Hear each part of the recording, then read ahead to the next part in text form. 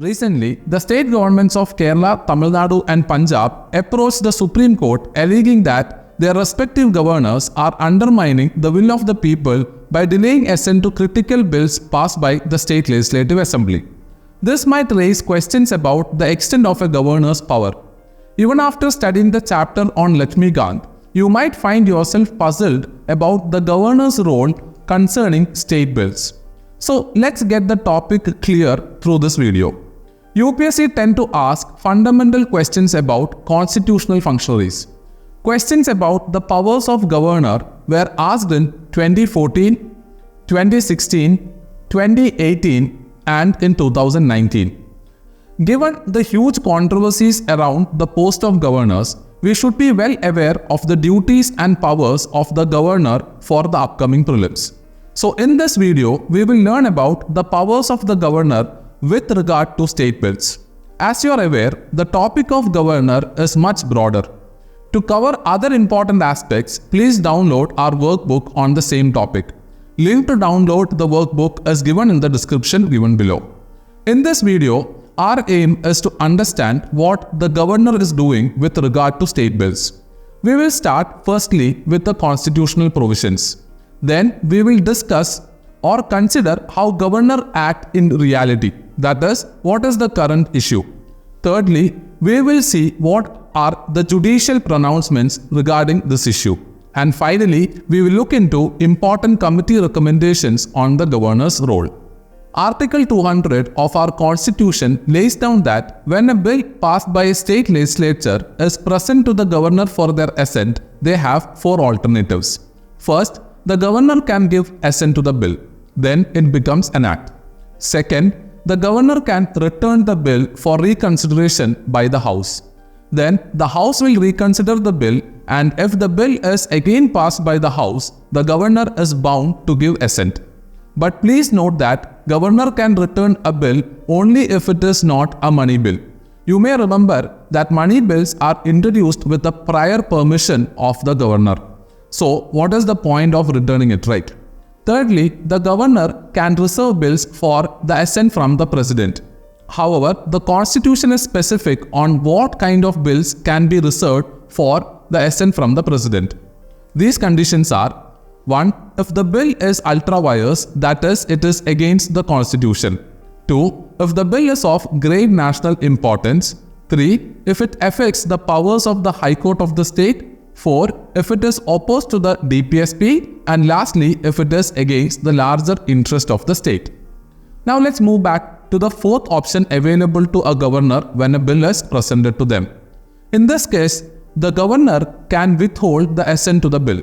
This option is used only in rare cases. For example, if a private member's bill is passed by the state legislature, the Council of Ministers do not want that to be enacted into a law, they would advise the governor to withhold the assent. However, this scenario is quite unlikely because a Council of Ministers with a legislative majority typically would not let a bill that they disapprove of to pass through the assembly. Consider another scenario. If the current government, which has successfully passed the bill through the legislature, steps down or resigns before the governor has given the assent, in such cases also, the newly appointed Council of Ministers may not be okay with the provisions of the bill passed by the earlier government, and they may advise the governor to withhold the assent. So only in these two cases, governor can withhold assent to the bill. From this, it is clear that the Constitution clearly specifies provisions regarding the governor's role in state bills. Despite these guidelines, conflicts and power struggles between the governors and the state governments frequently occur. Do you wonder why and how such recurring conflicts happen? To know that, we will move to the second section of this video, that is, how the governors act in reality. There is a small loophole in the constitutional provision. That is, Constitution doesn't prescribe a timeline for the governors to make a decision with regard to a bill. This loophole is misused to delay legislation. This means the governor takes no action regarding the bill. 4 bills are pending before the governor for his clearance the last 2 years. Some bills are pending the last 1 year. The governor has failed in following the constitutional mandate. The governor is mocking the constitution. This practice of sitting on the bill without taking any action is also termed as exercising pocket veto. It means governor is delaying the decision on the bill. This is against the democratic spirit because the bills which are passed by the state legislature who represent the will of the people and the governors being a nominated functionary are not elected by the people and are not directly accountable to the people. So even though exercising pocket veto is not against the constitution or against any law, it is undemocratic. Now we will move on to the third section, that is, what is judicial stance on this issue. Supreme Court has commented on this matter on various judgments. One key decision by the Apex Court was taken in Nabam Rabia case of 2016. In this case, the court observed that governor should act in accordance with the advice of Council of Ministers. However, the court gives governor a discretion in deciding whether a bill need to be reserved to president or not. That means, in such decisions, governor need not listen to the Council of Ministers. But in exercising all other options, that is, ascending, returning or withholding, the governor should act only upon the advice of ministers. So in Nabam Rabia judgment, Supreme Court placed the will of state government over the governor regarding the state bills. Previously, in Shamsher Singh case of 1974 also, the Supreme Court ruled that governor should take executive decisions only in accordance with the advice of Council of Ministers.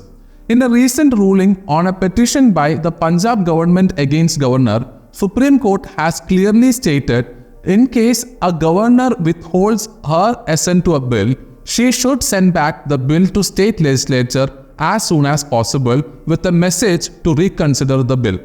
If the state assembly reiterates the bill with or without amendments, the governor has no choice or discretion but to give her assent to the bill. The court further holds that a governor who chooses to withhold a bill without doing any further action is acting in violation of the Constitution. Now we will discuss the recommendations put down by important committees in this regard. The Sarkaria Commission of 1987 has recommended that the governor must discharge his functions under Article 200 as per the advice of ministers. The commission states that governors can use discretionary power only to decide whether to reserve a bill for consideration of the president or not. However, such reservations shall be made only under rare cases of unconstitutionality. It further recommended that the president should dispose of such reserved state bills within a maximum period of 6 months. In the event of the president withholding assent, the reasons should be communicated to the state government wherever possible. The Poonji Commission of 2010 had recommended that the governor should take a decision with respect to a state bill presented for their assent within a period of 6 months. However, these recommendations have not been implemented till date. So now, what kind of questions can we expect from this topic? For prelims, we should be well versed with the constitutional provisions related to the post of governor, that is, appointment, removal, tenure, powers and duties, immunities, discretionary powers, etc.